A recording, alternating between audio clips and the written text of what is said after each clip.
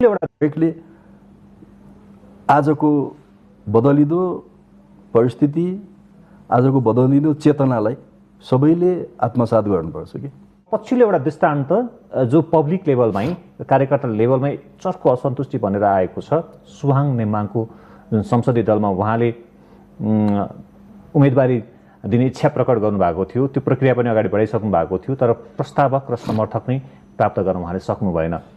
अहिलेको वर्तमान नेतृत्वले दबाब दिएर 25 जना सांसदहरूलाई आफ्नो विवेक प्रयोग गर्न समेत दिएन भनेपछि अब तपाईँले भने जस्तो सहजै पुनर्गठनका कुरा हुन्छ भनेर कसरी विश्वास गर्ने? त्यो घटना एमालेको निम्ति सुखद भएन। पार्टी नेतृत्व महासचिवको नाममा दबाब दियो भन्ने जुन न्युजहरू आएको छ, हामीले शुक्रबारको सचिवालय बैठकमा यस विषयमा छलफल गऱ्यौँ, महासचिवलाई सोध्यौँ, सांसदहरूलाई पनि हामीले सोध्यौँ कुरा के भएको छ भन्दा त्यस्तो कुनै दबाबको परिस्थिति थिएन होइन। एउटा सामान्य अवस्थामा पार्टी भएको बेलामा दलको नेता को बन्छ त भन्दा दलको सिनियर पदाधिकारी जो छ त्यही नेता बन्छ एउटा सामान्य अवस्थामा। तर कहिलेकाहीँ हामीले यो कुरा तोडेका छौँ। झलनाथ खनाल अध्यक्ष हुनुहुन्थ्यो, केपी ओली पार्टीको वरिष्ठ नेता हुनुहुन्थ्यो होइन, उहाँले कन्टेस्ट गर्नुभयो, उहाँले जित्नुभयो।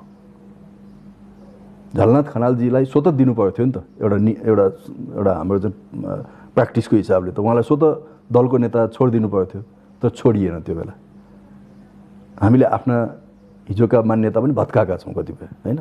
त्यसले अब सुहाङजीले एटेम्प गर्नुभयो, म उहाँलाई त्यो एटेम्प गर्नुभयो, उहाँले जुन साहस देखाउनु भयो, म एकदमै धेरै प्रशंसा गर्छु। एउटा यङ लिडरले यसरी आउनै पर्छ होइन। सुहाङ लिडरलाई यो राजनीतिक छैन होला यो मान्छे भन्थ्यो नि मान्छेले, तर सुहाङ राजनीतिक बाटोमा अब हिँड्नुभयो र यो पार्टीको कुनै न कुनै दिन एउटा प्रमुख नेता हुनुहुन्छ सुहाङ नेमाङ। अस्तिको संसदीय दलको नेता छनौटपछि मैले त्यो देख्दैछु, एमालेमा सुहाङ नेमाङ एउटा प्रमुख नेता हुने बाटोमा लाग्नुभयो। त्यही भएर त अघि मैले चर्चा गरेँ, तपाईँको नेतृत्वमा सुहाङ नेमाङलाई महासचिव बनाउने योजना भइरहेको छ। त्यही त मैले ब्युटिफुल भने नि त होइन। त्यहाँदेखि उहाँ त्यो बाटोमा लाग्नुभयो सुहाङजी होइन। सुहाङले राजनीति बोक्छ कि निकट भविष्यमै उहाँ पार्टीको महासचिव अथवा प्रमुख पदमा हुनुहुन्छ। त्यही त मैले भने नि, सुहाङले चाहिँ राजनीति बोक्छ कि बोक्दैन, अलिक कच्चा छ कि भन्ने मान्छेलाई लागिरहेको थियो नि। अब सुहाङले राजनीति बोक्नुहुन्छ र सुहाङको कुनै बेला लाग्ला समय, 2-4 वर्ष लाग्ला, कति वर्ष लाग्ला, तर सुहाङको नेतृत्वमा यो पार्टी पनि अगाडि बढ्छ। म नेकपा एमाले त्यो देखेको नेमाङको नेतृत्वमा अगाडि बढ्छ कुनै बेला। आज त्यो भइसकेको छैन नि त। तर मैले भने नि उहाँ राजनीतिको बाटोमा आउनुभयो भने मैले शङ्का थियो नि, राजनीतिको बाटोमा आउनुहुन्छ कि आउनुहुन्न, मिठो मात्रै कुरा गर्नुहुन्छ कि होइन।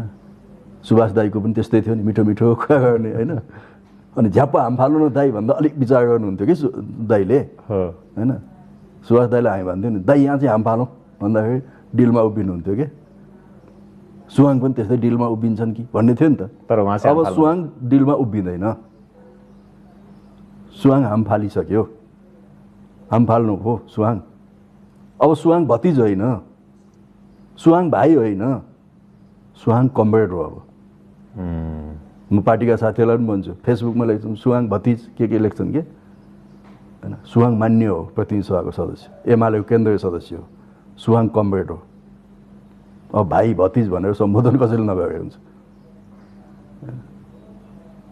घरमा भेट्दा भाइ भतिज भन्दा एउटा आफ्नो कुरा हो, तर पब्लिकली अब त्यो होइन। त्यस कारण मैले एमाले त्यो बाटोमा पनि जान्छ, अब जानुपर्छ नि।